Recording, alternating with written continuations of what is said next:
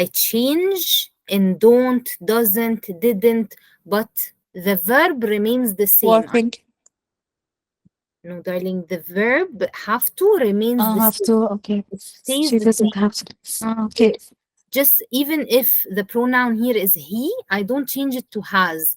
What I did is that I changed does. I put does. So it already makes up for it. So I use have to as it is in all of the cases.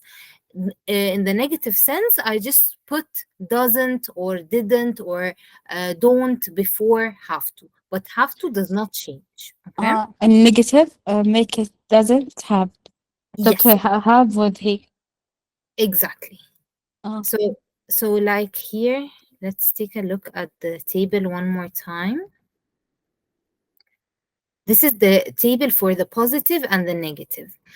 Have to in the positive with the pronoun I say I have to, you have to, he has to, she has to, we have to, and they have to. So in the positive, yes, it changes with the singular pronouns. He has to, she has to, and so on. And it even changes in the past tense. I say we had to if I'm using the past tense. So it changes in the positive. But if I'm writing it in the negative sense, I never change it. What I do is I change the verb to do that comes before it.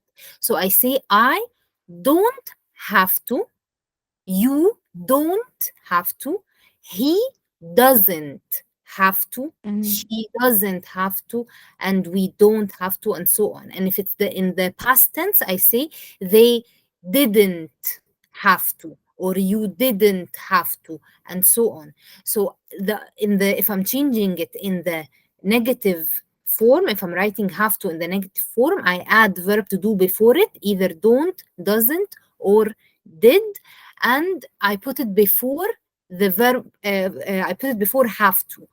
And I change it based on the pronoun. So if the subject is singular, I use doesn't. If the subject is plural, I use don't. If it's past tense, I use didn't. But have to does not change. It stays the same. Okay? All right, perfect. So this was the homework that we had together.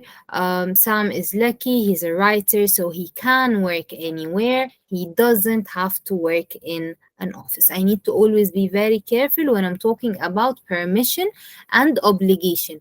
He can do this, but he is not allowed to do this. He has to do this, but he is not allowed to do that, and so on. So permission and obligation. Okay. Perfect. So today we're going to be starting lesson 2, work. And in this lesson, we're going to be talking about predictions. A prediction